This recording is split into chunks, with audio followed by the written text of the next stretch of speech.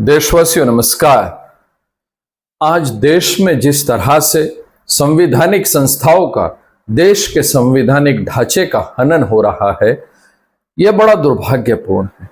साथियों, 1857 से लेकर 1947 तक एक लंबे संघर्ष के बाद देश को आजादी मिली और आजादी में सत्ता का हस्तांतरण हुआ।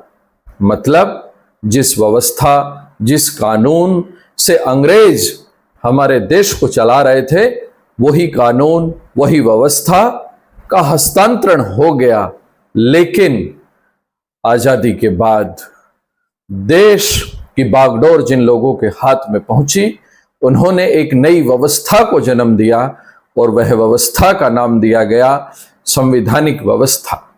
संवैधानिक व्यवस्था में, लोकतांत्रिक व्यवस्था में लोकतांत्रिक संस्थाओं का ढांचा तैयार किया गया, जिसमें चुनाव आयोग सबसे महत्वपूर्ण संस्था है।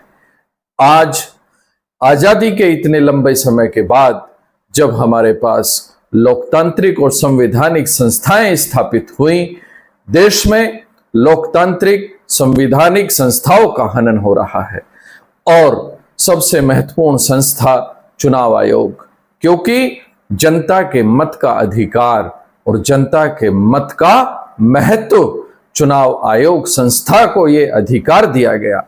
लेकिन आज चुनाव आयोग सत्ता की गोद में बैठकर सत्ता का तोता बना हुआ है। देश में मत अधिकार ये जनता का सबसे बड़ा अधिकार है।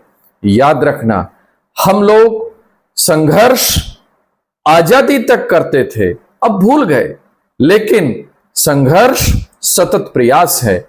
आज देश को जरूरत है लोकतांत्रिक व्यवस्थाओं को बचाने के लिए, लोकतांत्रिक संस्थाओं को बचाने के लिए हर भारतीय को संघर्ष करना होगा। आज देश को हर भारतीय की जरूरत है। आज लोकतांत्रिक संस्थाओं के मुखिया, चुनाव आयोग के मुखिया इस तरह से प्रेस कॉन्फ्रेंस करते हैं जैसे किसी राजनीतिक दल का मुखिया करता है। सवाल पूछने वालों को लताड़ रहे हैं, सवाल पूछने वालों को धमकी दे रहे हैं, और जो सही पत्रकार सवाल पूछते हैं उनके सवालों से बचते हैं। आखिर चुनाव आयोग इतनी हड़बड़ी में है क्यों? आखिर मिलेगा क्या?